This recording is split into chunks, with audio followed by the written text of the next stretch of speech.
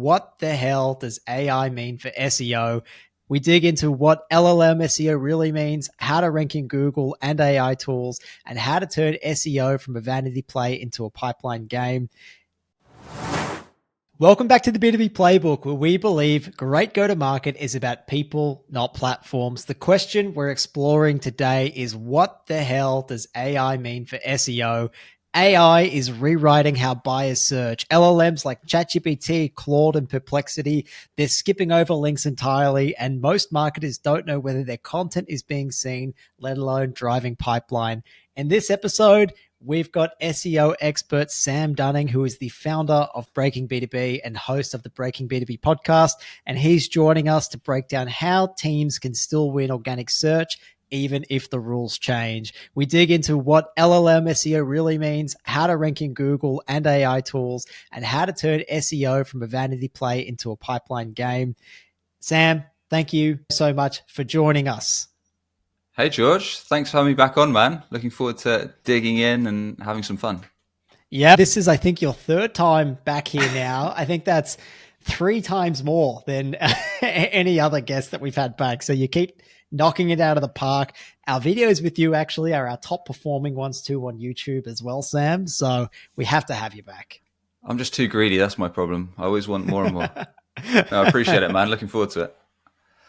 All right, Sam, I want to pick your brain as well, because I think, like a lot of marketers listening, just the way that we are searching and gathering information indicates that there does seem to be a little bit of change. And our audience has heard that SEO is shifting fast, but what is actually changing from what you've seen when it comes to LLMs, or just put simply, how people are using ChatGPT? I suppose, to put it lightly, it's like the biggest shakeup in SEO in 10 years or more. The way search is changing is absolutely crazy. So much change in such a small space of time. So we've got things like Google AI overviews that have been out for a year or so. We've got Google AI mode that's rolling out in the US. So you've now got the option to open Google's interface, which is pretty much their equivalent of ChatGPT. Plus, like you say, the adoption of LLMs like ChatGPT, Perplexity, Gemini, etc., is ramping up and up. So the atmosphere of the search is changing like crazy, more so than it has historically, like a ton. So it's changing a lot, and buyer habits are changing a lot. How folks go about their research, how folks go about evaluation, how folks go into when they're actually in buying mode looking for solutions to solve problems is changing a lot. And how search is working, how it's tracked, how it's measured as a result of that into the zero-click era, which I'm sure we'll dive into, is having a big impact. So the traditional KPIs that you'd look at, things like traffic, click-throughs, and all that kind of good stuff are changing massively. And just generally, folks' buying behavior on search is huge. So there's a lot to dig into and a lot we can share what's working, what's not. Yeah, definitely a very exciting episode, because anecdotally, Sam, I've had a whole lot of conversations with people lately who have come to us for our demand gen program or just want to have an initial chat. And they're telling me that they found us through ChatGPT, and often noting, and we're going to get into this, like there's this key listicle that is rating demand generation programs, and we seem to be doing pretty well there so far, which is sending people our way. But like, I'm just seeing it, I guess, from the sales side more and more. And so no doubt this is something that marketers need to double down on and think about. So I guess my question is, Sam, is this change, does it mean that it's the death of the click? If AI tools are answering our questions directly, then what's the point of trying to rank in SEO? Are we just feeding the machine for no reason? What are we doing? So I'd say there's a few ways to look at it. I think in a couple of years' time, I actually think as a whole, a lot of the platforms are trying to get us as users to stay on platform for as long as they physically can. So LinkedIn, for one example, they hate you putting links in posts, in comments and posts. They want you to spend as much time on platform. ChatGPT is much the same. The links to external sites, citations are quite small. And not every time you do a search or you put in a prompt or query, do you get clickable links. Google's moving into a similar thing with AI overviews, so instant answers above the fold to certain queries, where not all of those, again, have click through. So all of these platforms essentially want you to stay on platform. They want to give you as much content in feed or in platform as possible so you can spend more time on there. Thus, most of them want to eventually serve you ads, retarget you, etc., and get you paying their machine. But as it stands at present day, in my opinion at least, Google, for example, right now, this will change for sure. In fact, I think SEMrush did some research and they think like in the next 2 years or so, by 2027, LLM usability is going to take out Google's market share. That happen, we'll see. But as it stands, Google's still the beast for demand collection because old habits die hard, right? Folks are so used to using Google, especially when they need a solution or they need a quick fix just because it's there on their phone or their PC. It's such a habit they're used to. So right now, it's still a solid way to capture demand. If you need an offer, if you're comparing options, if you have a problem to solve, if you're looking for a piece of software, many people, not all, but many still go to Google. They still look at the traditional 10 blue links and they might click an organic result if one hits their criteria and evaluate. But that's only one piece of the puzzle, and those clicks are getting less and less day by day. So that's how I look at it. So is the SEO work that you're doing now, then does it serve a dual purpose? One, yeah, there's still a lot of people who are using Google how we've used it for the last 15 years. But are we also now designing our articles, whatever we're doing, to optimize for LLMs? Is there a way to optimize for it? Can we manipulate our good friend ChatGPT, or is it too smart for us? Yeah, there's ways.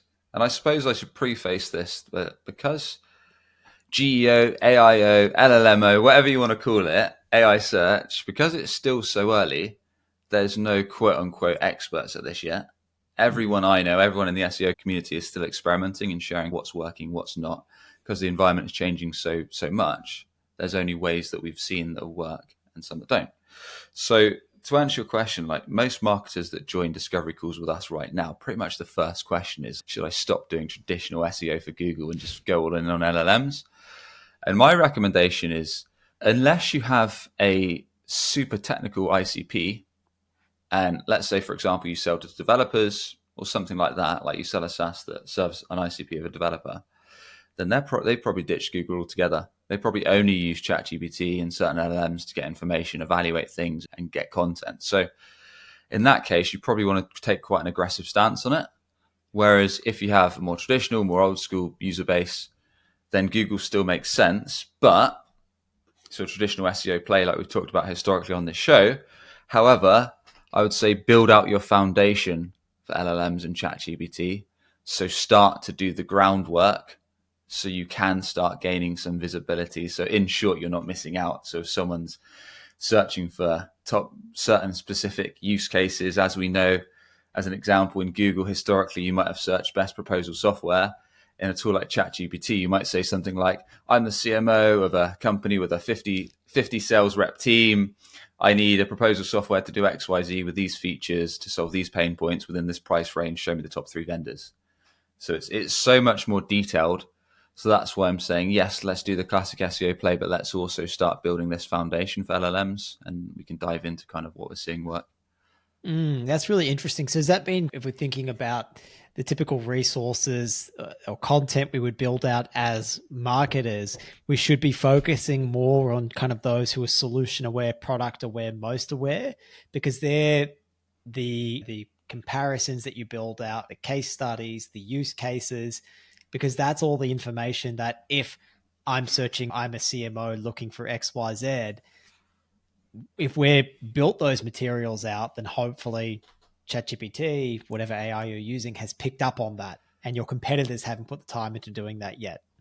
Yeah, I'd certainly say take a similar approach to what we've vouched for before. So going more towards that mid-bottom of funnel, whereby the content calendar, the content strategy you're taking is targeting those folks that have that high sales intent, that are in market, that are looking for your solution, comparing options or similar.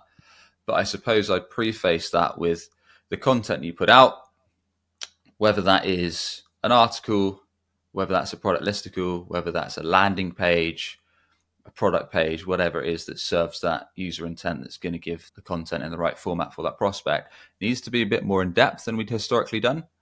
So thinking about, okay, I'm going to write about this use case of our proposal software in that example, but I'm going to really go into depth in the fact that this is what you should have probably been doing anyway, is I'm going to take my customer research.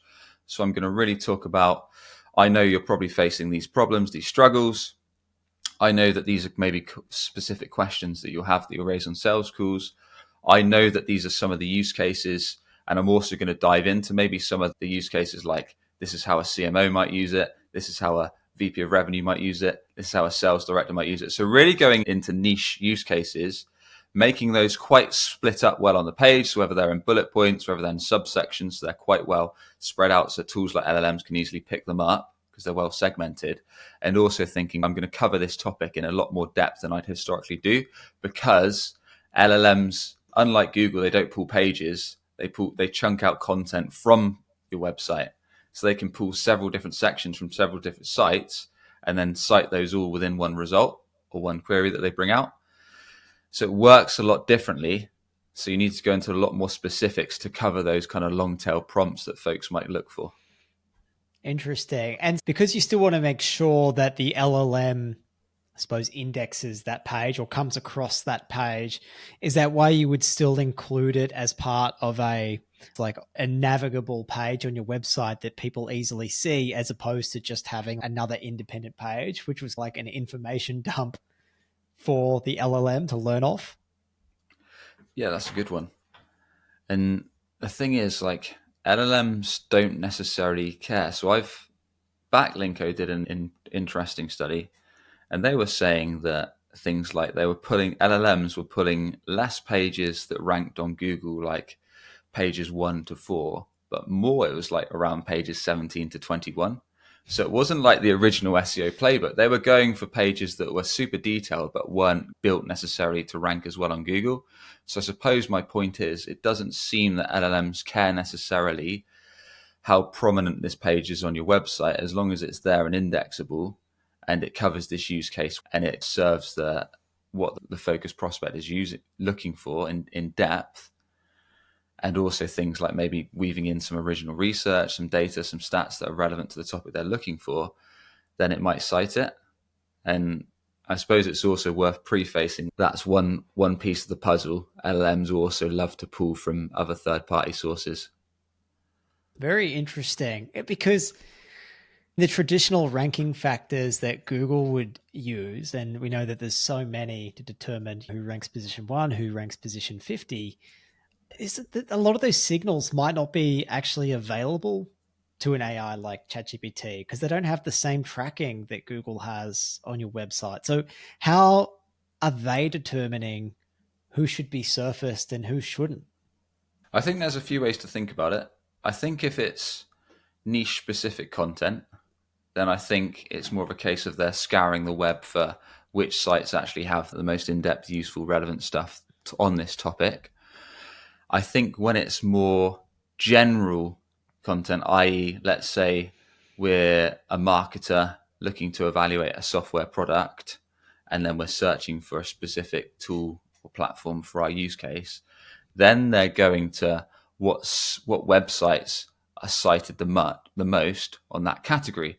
So that's why, for example, if you did do that search I talked about earlier, I'm a CMO evaluating proposal software for my sales team of 50 reps. I have this problem. I'm struggling with this. I need it within this budget and timeline.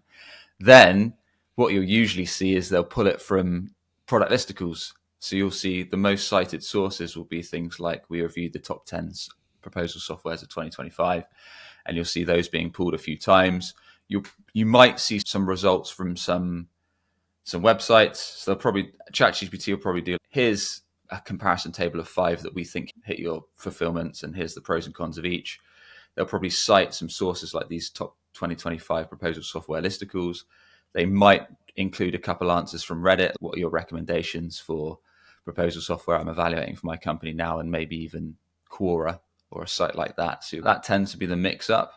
So like some cited from web pages, some from external listicles, and those listicles are usually ones that are quite well known, and it'll usually be the brands that are associated with the big players. So if you're consistently mentioned alongside those big players, then the chances are you're going to get cited on tools like LLMs. So brand mentions in the way that they have worked for SEO historically, they still are a factor for these LLMs as well. Is that because like they're associated with, I suppose, a degree of trust? If other people are talking about this brand, there's a good chance that the information is credible and useful. Yeah, exactly. I think LLMs work well off something called brand mentions. So if your company is mentioned a lot in its category, so for example, in your world, the B2B Playbook for their demand generation course or for their B2B marketing course, if that's consistently mentioned on third-party sites, these product listicles, these comparison pages, as well as I think something a lot of people are sleeping on is also making sure, yes, get on these third party sites and we can talk about how to do that, but also making sure you're building your own moat. So making sure you're building your own listicles because those can get cited as well. So make sure, don't go all in on external websites. Make sure your own website's moat. Like if you're building, in your case, George, perhaps we evaluated the top demand generation courses of 2025 or B2B marketing course of 2025. Build those on your own site. By all means, put yourself as position one, but be fair on where you fall short, your cons, your pros, and why folks choose you, and leverage plenty of trust signals and social proof, and then do a fair comparison to the other 9 or so. But yeah, own those yourself because those could get cited, and then look to go for external third party ones. Awesome. So listicles then, do they become a bigger part of the SEO game than they might have been before? Is there more emphasis on listicles? Yeah, I think so. At least right now, they almost seem like a bit of a hack in the LLMs. Whether that Yeah. will change, I don't know.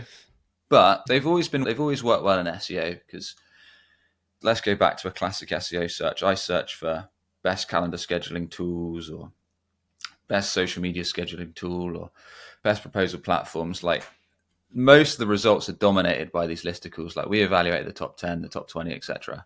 There will be some landing pages for sure, but they've historically ranked quite well for those bottom of funnel terms. Mm. So I think it carries through quite nicely. So if historically your SEO play has been to build those for your own solution or your own service site, and then you've gone to third parties and tried to get listed on those, but I suppose the difference historically is you might have asked them for a backlink, whereas now LLMs care more about your brand being mentioned for your category. But if you can get both, it's a double winner because you can get the backlink, you can get the authority on Google, and then you can get the brand mentioned for LLMs. So I'd encourage you to try and do both. Yeah. So when you say your brand being mentioned, that's like someone else writing another listicle, but including the name of your brand for me associating with demand generation. Previously, for Google, unless that also included a backlink, that importance was probably like way diminished, or the impact of it was way more diminished. But now with LLMs, it's able to pick up on that. The fact that George Koutanaris, the B2B playbook, is mentioned in several places as Yep. demand generation experts. Exactly. So if you could get, this is what we talk about as a strategy, but as a marketer, if you're in a small, scrappy team, if you can put some resource to making sure you're owning all your own listicles for your own category, and then you're going to these third party sites and owning placements within all of those that show up. Like you can even just not Google, sorry, go to LLMs, for example, search for advanced queries around your category, like we talked about just now. Look at the listicles that are typically cited, make a note of those in a Google Sheet or Google Doc, and then just start outreaching those. And if you can get those placements, like that's going to be really worthwhile. And like you said, in your case, that might be the B2B playbook, run a solid demand generation course or B2B marketing course, or in our case, breaking B2B, B2B SaaS SEO agency. If we can get those placements consistently, that's going to be a really good way, not just for SEO, but also for our LLM citing strategy. Interesting. And then on your services page, as you indicated before, you really want to be probably more detailed than you would have been previously, like both tying the persona, like the job of the person who needs your product or service, to like the outcome that you're trying to achieve, and some of the nuance that you might have left out otherwise. Yeah, Is that right? You yeah, want to get yeah. more detailed with that? Perhaps even making dedicated pages for this. Like I know, like for example, when you go on some B2B SaaS websites and they have like on their main menu drop downs for like use cases or industries, making sure you're really exhausting every industry you serve, every use case you serve, every persona you serve, and every main feature of your product. So really drilling into, it's almost going back to your customer research and saying that this is our ICP. These are the features they care about. These are the industries we've historically sold well into in the past, have the problem we solve, are motivated to fix it, and so on. These are the use cases, and making sure you've almost got a page for each one of those, because we know they're valuable. We know their stuff we actually sell or we sell to. And then within those use cases, those industries or those feature pages, making sure they cover almost everything in depth that's in a really easy to read format, that's helpful, leverages what folks actually request on sales calls or customer support calls and more, just because we know folks are doing such long tail queries and prompts. So we want to cover that ground. And it's going to be good for your search strategy as well. That is fascinating. I think that right there, that's a really exciting opportunity for a lot of marketers who are listening, and especially those who like, you don't need a lot of budget to go ahead and do this. Requires a little bit of time to go and do it, but it's a huge opportunity. It's like the life cycle of any major platform, right? Like we're still in that really early stage where we have a lot of people using the platform, but not a lot of people who are actively trying to game it and figure out the rules.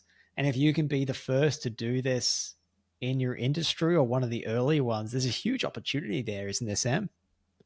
Oh, big time, big time. Interesting. I've spoken to marketers, marketing leaders, revenue leaders on like the opposite end of the spectrum. Some that are barely dipping their toe into it. And I've spoken to other marketing leaders that are telling me I've got monitoring every morning. So when I wake up, I'm notified of Reddit threads and Quora threads that mention our category. So straight away, our team can jump into these subreddits and we can start commenting useful stuff, helpful stuff, mentioning our brand where relevant. So obviously it's tough on Reddit. You can't be salesy, and just trying to get those mentions in LLMs, which I think is a pretty Wow. sweet strategy.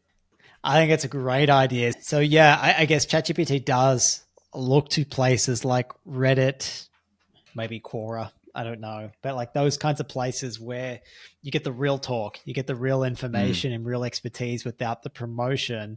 And that's why they're such great places to go in. But it is a fine balance though, isn't it, Sam? Because you do want to mention your brand so it can pick up on that and tie that information back to you. But as soon Yeah. as you start being a bit salesy in a place like Reddit, they will set you on fire.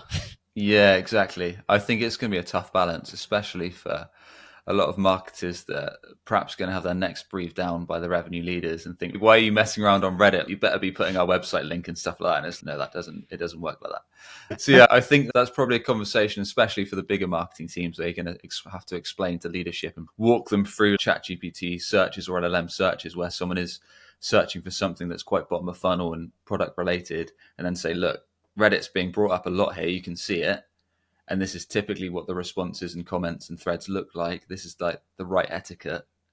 And Mm. yeah, we can mention our brand subtly where it's relevant, but we're not always going to be able to do it if you want to leverage this play. You might not have had any insights into this, but you've got obviously for an AI like ChatGPT, you've got all the external sources of information that it's indexing, but you've also got all the information that people are putting into it as well. And you've heard of situations where someone works at a big company and they've uploaded sensitive data and then that has then been spat out at the other end of the world to someone else because that person didn't have the right version of ChatGPT.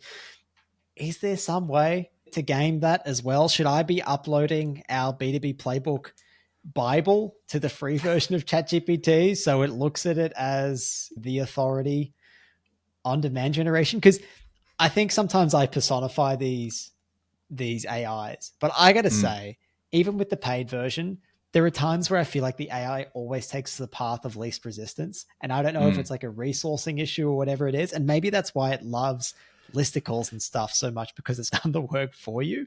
yeah, But I was wondering, yeah, is that something a hack or a tactic you've come across? Is like uploading information into the free version? it might be. To be fair, I don't have any data on that. Like we know that ChatGPT and LLMs can skew results based on information that you've put in yourself. over time. So I think that's one reason why no one's cracked it fully, because the results get skewed based on your own personal habits. Whereas obviously Google doesn't do that. So I think that's the nice thing about Google organic search, that it's never really skewed stuff to your previous behavior. Yes, it goes location based, etc. But LLMs will kind of skew stuff based on your previous prompts and queries and what you've uploaded, etc. So I think that's where it becomes tricky. Unfortunately, I don't have any data on how that impacts results too much, but I'm sure we will as time goes on. But I think that's the interesting thing. And plus the fact that LLMs can hallucinate, and so can Google AI overviews. Like sometimes just the stuff they put in there is just completely wrong. So, on that, then, is there any way that we can measure, are we getting more of a presence inside of these LLMs? Is what we're doing working? Is there any way to track that? Yeah, it is tough, right? And no marketer wants to hear this because it's always a game. But I think this is how you're going to. There's a few things that you need to explain to leadership. One is from a more holistic level, that these platforms, like we said right at the top of this conversation, they don't really want you to click outside their platform, which I don't blame them. They probably want to monetize the platform and squeeze as much out of you as they possibly can. LLMs more to get your data and eventually probably serve you ads. Google definitely to serve you ads. So they're trying to give you more and more content on in feed. So we're moving into the mindshare game of B2B marketing, in my opinion. So it's all about, we're moving into, these platforms want you to click through less. So it's more getting your brand, like I talked about brand mention, but I believe we're moving into the era of kind of brand recall, brand mindshare, because we're seeing it with Google, like a lot of websites, a lot of B2B SaaS companies we're working with, if they jump into their Google Search Console, their impressions are going up, but the click-throughs are going down. Less and less people are clicking through to sites. People are still clicking, but it's less and less, especially for more top funnel informational based queries where Google AI overviews just gives you that instant answer above the fold. So where am I going with this? Yeah, you should do all the stuff that you've historically done. So if you're doing a classic SEO play on the Google engine, then you should still try and track things like ranking improvements for your money commercial keywords. You should still try and track stuff like click-throughs. You should still look at time spent on page and if they're clicking through to other commercial pages on your website, and if they're eventually becoming a lead or downloading an asset or becoming a demo or taking a sign up. Sure, all those leading and lagging indicators. But for the LLM perspective, you might want to look at some way of collecting that you're getting that topical authority. So when folks are looking for long tail queries, prompts, etc., around your category, around problems you solve, they're comparing vendors, that you're getting some kind of consistent coverage. And there are some LLM tools out there. So there's a bunch of SaaS. There's a bunch of SaaS that have introduced themselves out the woodwork. A few, like we're so early in the infancy, in my opinion, that there's some really big like Series A funded SaaS companies that are doing just like LLM coverage tools. So you can like work out what prompts your ICP might be searching for, the potential search coverage and stuff. I'm a little bit skeptical about this stuff. Reason being is that LLMs don't always report the data back. So into your analytics tools, you can't measure all the traffic, the click-throughs that come through LLMs. And that's something that's been disputed a lot on platforms like LinkedIn lately. So I suppose the short answer is track what you can. So some of the LLM click-throughs will track through to analytics, but not all. Try and start thinking about a system for main coverage. So when you're jumping on sales calls with either prospects, maybe customer success calls, recently one clients, asking them what kind of prompts or queries are they using to check you're actually showing up for that stuff. Make sure you've got a system for doing these tasks that we've been talking about, making sure your website goes into real detail and specific use cases, integrations, niches, industries in real depth like you haven't done before. Make sure we've got a system to start getting cited on these third-party listicles, Reddit threads, etc., and understand that it is moving into less and less clicks. So also having a system whereby when prospects are jumping on calls with your sales team, that we're making sure we are asking, yes, in our form, in our demo form, in our inquiry form, we're asking, like, how did you hear about us? But then we're asking again on sales calls, what was your full journey to stumbling upon us today? And making sure sales reps really do ask that, because it's going to get more and more difficult to track not just SEO, but marketing in general. And yeah, that's some of the main things I'd say. And like I say, make a process for kind of keep tracking your visibility in LLMs as much as you can. But it's becoming more and more difficult. Yeah, I've seen a bit of referral traffic come from ChatGPT, for example. But then, Yeah, yes, I have seen people say that doesn't always get passed through. So you're really only seeing a fraction of it. I don't know when it does get passed through and when it gets stripped. So you can't see exactly where someone has come from. But whether that's happened or not, like the real value I've found is, yeah, when you ask, oh, you found us on ChatGPT, like, do you mind if I ask, what is it that you were searching? yeah, And how did we appear in there? Because you're right, that's where the gold is, right? yeah. And I suppose marketers might be listening to this thinking, "Oh, Sam's just talking nonsense. Like, how am I going to sell this to leadership? Like a strategy for LLMs and SEO in general?" And I would say flip it back on yourself, or flip it back on your exec, or flip it back on whoever you're trying to sell to. If you've ever invested in a high ticket piece of software or service, so I'm talking like 50k, 75k, 100k plus, think about your journey. Was it linear or was it messy as anything? Because I know mine have been messy as anything. So, for example, you might have initially Googled something around the category like best X software, etc. You might have seen a listicle. Then you might have gone to a community that you're in and asked them for recommendations. Then maybe you've seen the brand a couple times. Then maybe you've asked a friend.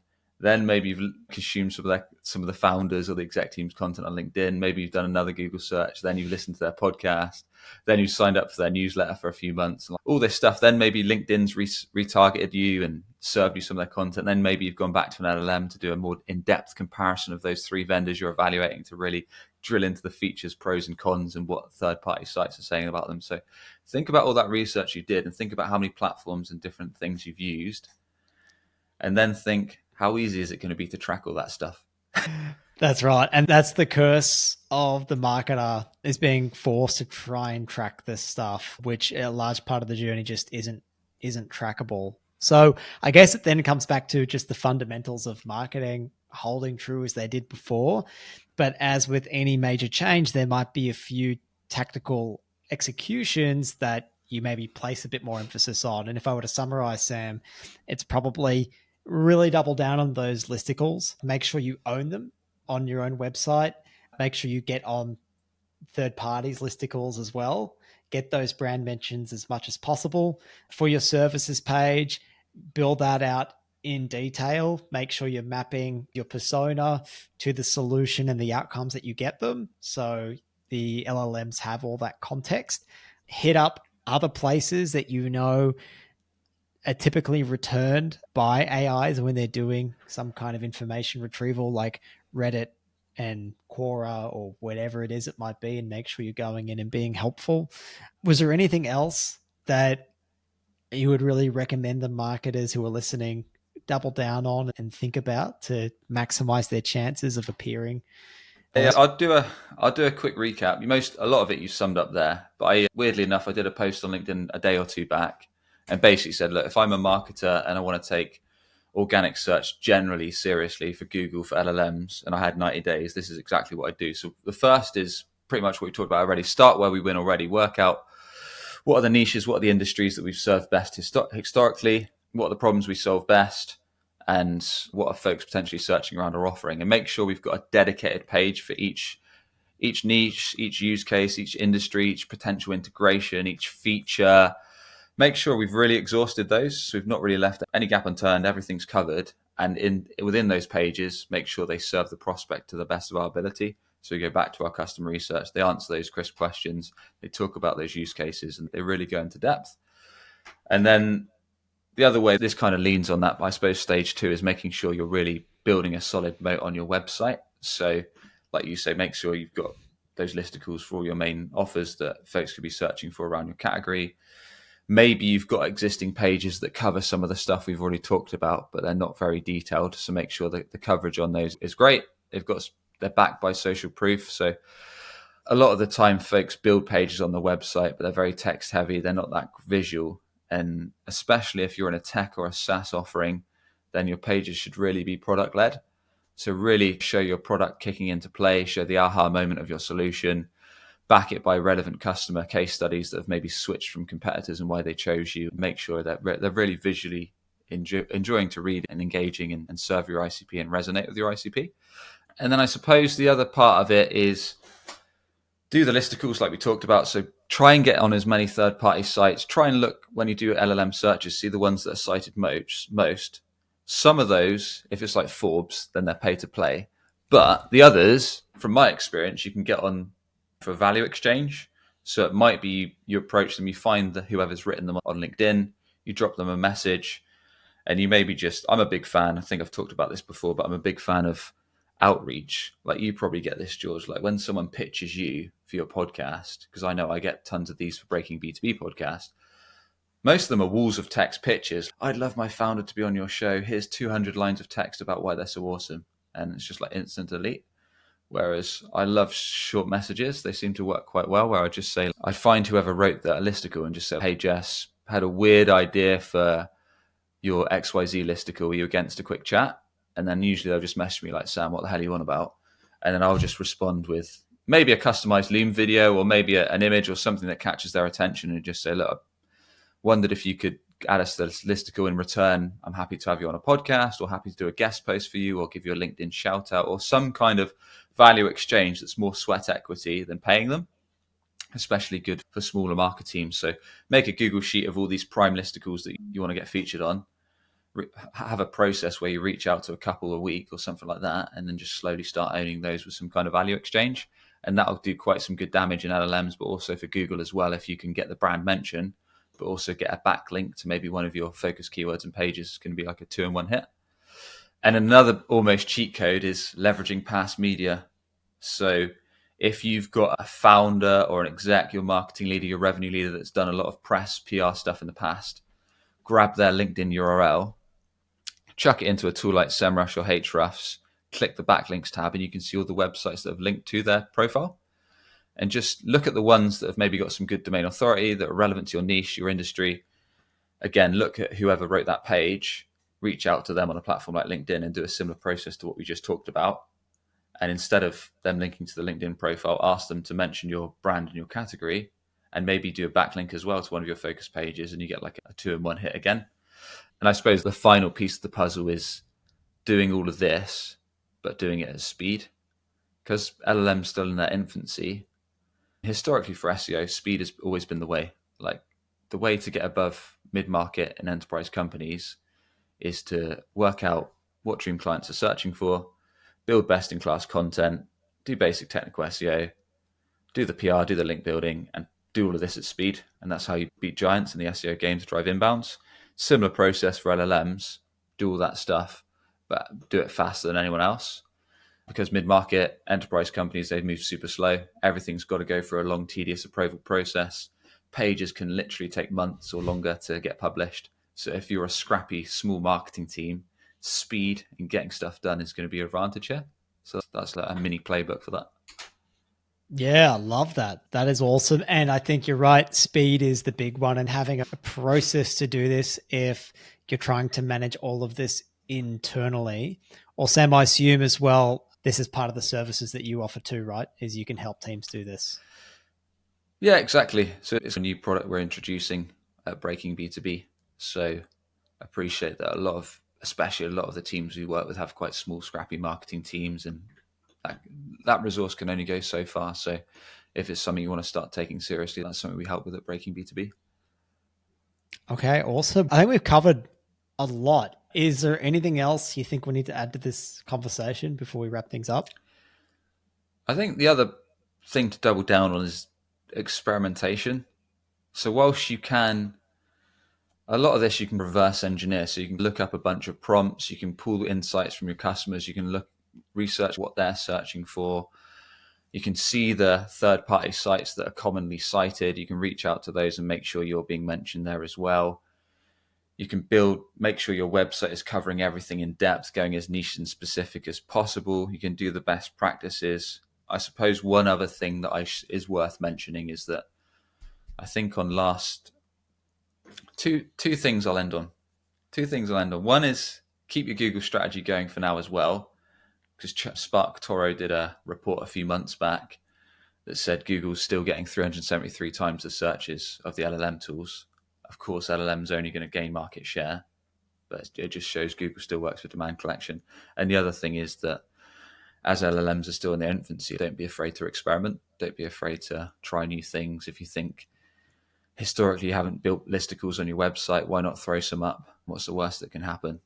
And if you're worried that another brand might not feature you in their article or listicle, things like that, why not try it? There's a lot of stuff you can get scrappy on and do yourself. If you don't have the budget, maybe that's guesting on niche relevant podcasts so they can mention your brand. Maybe that's doing some other PR stuff. So I think it's getting a bit more creative, as LLMs have a lot of different ways they could cite you. So that's probably where I'd end it.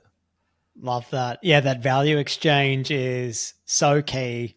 That's something that you showed me was really important too when it came to ranking for our demand generation course page as well. You were like, you've probably guessed it a bunch of different places.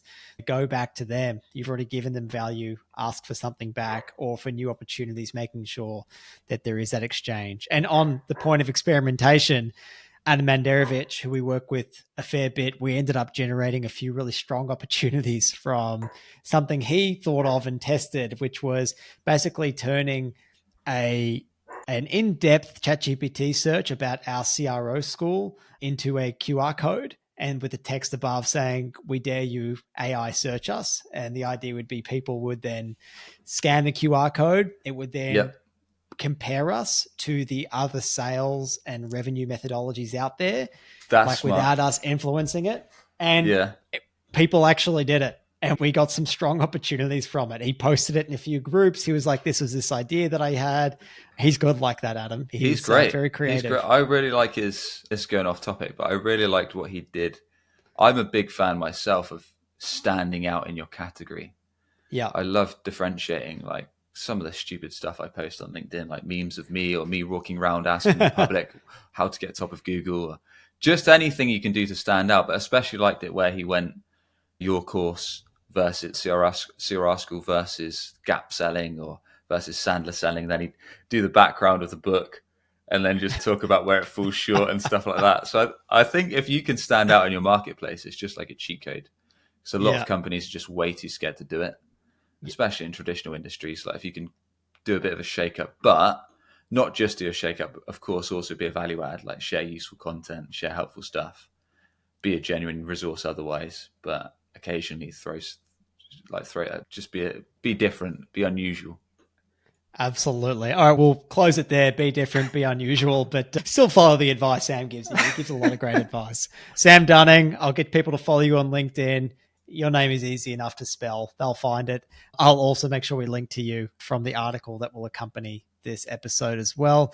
Thank you so much for joining us. I really appreciate your time, Sam. I appreciate it, man. Third time's a charm. Cheers.